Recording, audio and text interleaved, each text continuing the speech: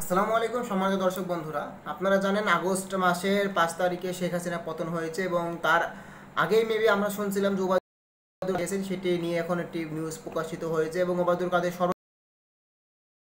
সর্বপ্রথম একটি নিউজ প্রকাশিত হয়েছে। আমরা সেটা বিস্তারিত আলোচনা করব, আমাদের সাথেই থাকুন।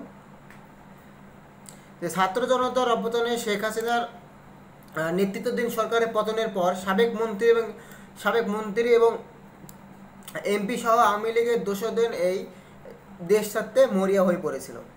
দালাল সিন্ডিকেটের সহযোগিতায় কেউ কেউ ভারতে ঢুকেছে কোটি কোটি টাকা দিয়ে দিয়ে তবে 20 লাখের নিচে কেউই ঢুকতে পারেনি বলে জানা গেছেন। আর কেউ আবার খুঁজেছে মোটা অঙ্কের নগদ টাকা এবং ডলার। কাউকে দিতে হয়েছে জীবনও।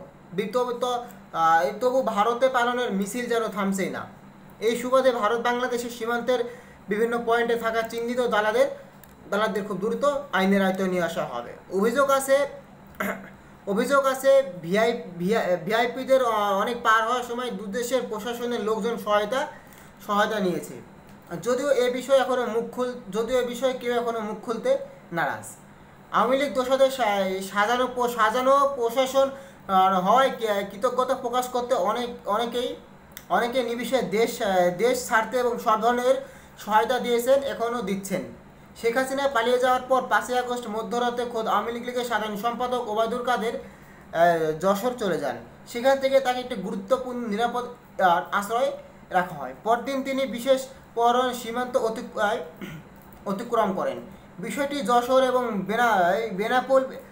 বেনাপোলের